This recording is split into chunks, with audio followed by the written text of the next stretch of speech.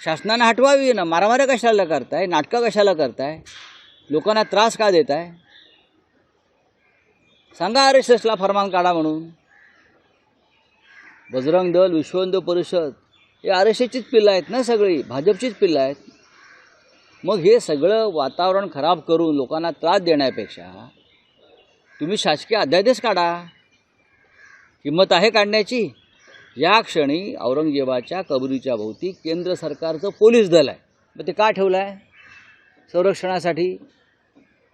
केंद्र सरकारचं पोलीस दल आहे आणि ती जागा केंद्र सरकारच्या अखत्यारीत आहे ना. मग ही नाटकं कशा करताय तुम्ही?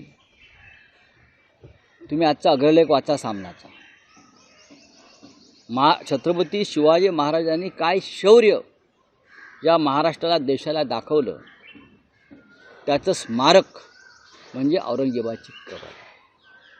महाराष्ट्रावरती हल्ला करण्याआधी किंवा हल्ला करायला येण्याआधी किंवा महाराष्ट्राशी पंगा घेण्याआधी त्या व्यक्तीनं संभाजीनगरला जावं आणि औरंगजेबाची कबर पाहावी आणि मग महाराष्ट्राच्या वाट्याला यावं, असं आम्ही सांगतो नेहमी. आमच्या अंगावर येत्या महाराष्ट्राच्या. आधी जा औरंगाबाद, संभाजीनगरला.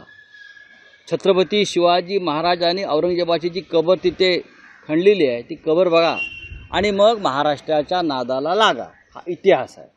ज्यांना इतिहासाचं भान नाही बरं का, असे सगळे इतिहासाच्या बाबतीत रंडके असलेले लोक जे आहेत बरं का, ते हे करतायत.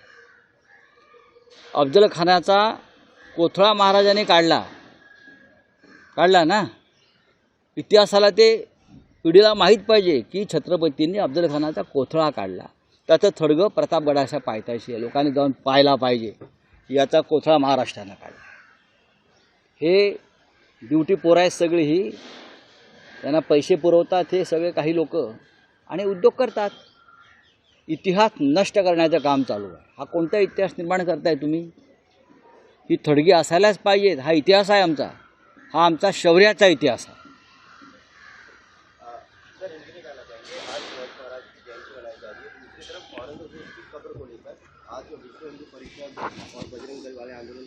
आंदोलन करने की ज़रूरत क्या? छत्रपति शिवाजी महाराज की जयंती एक महान युग पुरुष थे, योद्धा थे. सिर्फ महाराष्ट्र नहीं, देश नहीं, पूरे विश्व में छत्रपति शिवाजी महाराज को मानवंदना दी जाती है. एक योद्धा थे, किसके सामने झुके नहीं, और जो गद्दार थे, जो बेईमान थे, उनको कभी बख्शा नहीं. ये इतिहास इस महाराष्ट्र का और देश का रहा है. प्रेरणादायक व्यक्तिमत्व था. उनकी लड़ाई औरंगजेब से हुई और भी मुग़ल या और राजाओं से हो गई देश के लिए, स्वराज्य के लिए. महाराष्ट्र में औरंगजेब की कब्र जरूर है. मैं मानता हूँ ये मराठों की एक शौर्य का स्मारक है. इतिहास को पता चलना चाहिए आने वाली पीढ़ियों को कि महाराष्ट्र किस तरह से छत्रपति शिवाजी महाराज और मराठे आक्रामक जो थे उनसे लड़ते रहे. लेकिन वो जो आक्रामक थे वो महाराष्ट्र के ऊपर, शिवाजी महाराज और मराठों के ऊपर विजय नहीं प्राप्त कर पाए. उनकी कब्र इस महाराष्ट्र में बनानी पड़ी. ये इतिहास है. ये इतिहास वैसा ही रहना चाहिए. लेकिन कुछ लोग अब नए नए हिंदुत्ववादी पैदा हुए हैं, नए नए मुल्ला है.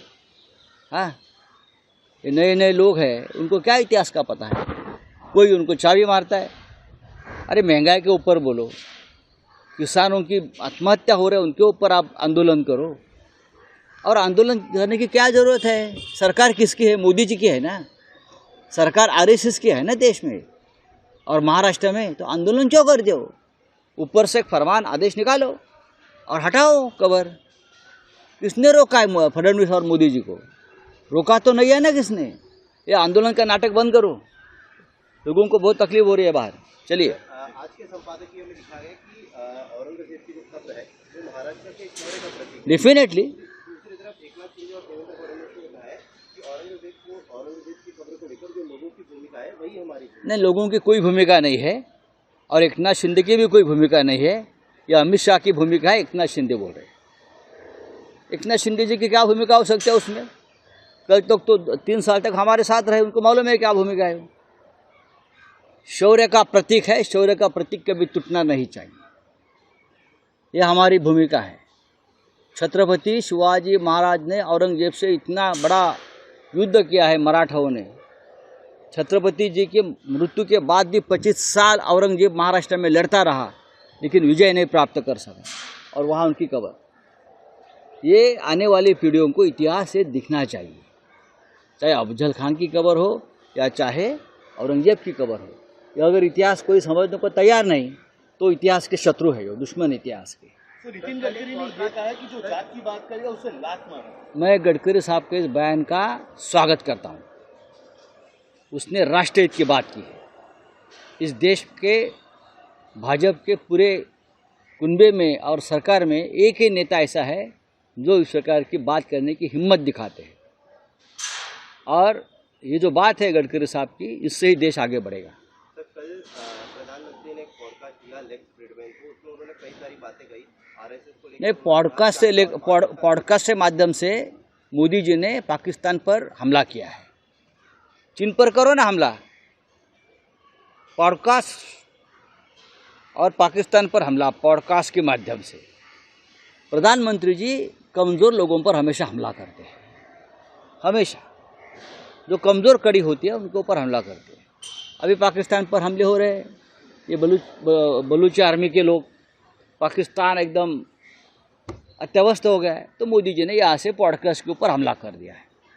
भाई चीन के ऊपर हमला करो, ट्रम्प ने आपका अपमान किया है, देश का अपमान किया है, उनके ऊपर हमला करो। पाकिस्तान तो ख़त्म हो गया, चलो। अरे छोड़ो एक